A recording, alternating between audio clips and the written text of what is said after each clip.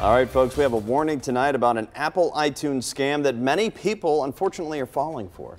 Do the wrong thing and your identity could be stolen. Consumer reporter John Matarese has a warning, but first, what to do if your basement starts taking on water, John?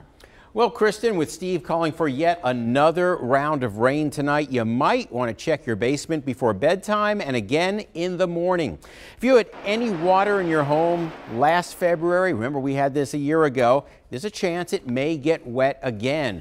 That's why it's a good idea to roll up rugs and lift up boxes if your basement has ever had water issues before. Now, if you see water, make sure the floor drain is clear and working.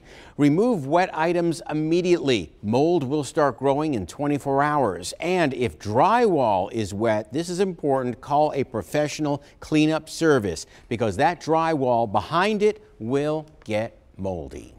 Well, tens of thousands of customers of one of the nation's biggest banks were unable to access their accounts for several hours this morning. Wells Fargo reports widespread outages of its ATMs, its app, and its online banking service.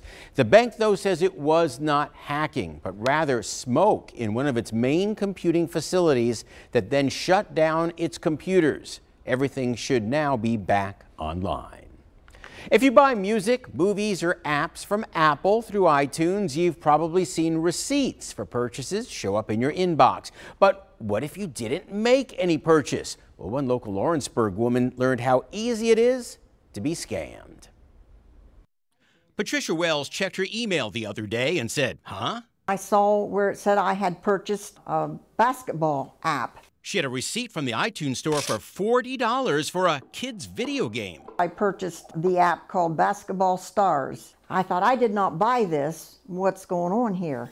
You know, it's only human nature. If you receive a bill for something that you know you didn't order, the first thing you're going to do is try to cancel or demand a refund. And then it said to click here, to see the invoice. Face it, many of us would click to learn more. Bad idea. So I clicked there, and it asked for my name and address, and then came the box that said your social security number. Luckily, Patricia stopped there before giving a cybercriminal her social security number. But they already got some of her info, which has her nervous, so she now wants to warn everyone else. All over there was little clues that I didn't pick up on right away, so someone could easily be fooled. For instance, iTunes was misspelled with a capital I. And iTunes is always a small I. And the email was sent to multiple recipients, meaning it was probably a blast to thousands of unsuspecting victims. Now, if you think an email might not be legitimate, inspect the return address carefully. If it's fake, delete it right away. If you're not sure if it's fake, well, contact the company, but don't open it up so you don't waste your money. Kristen?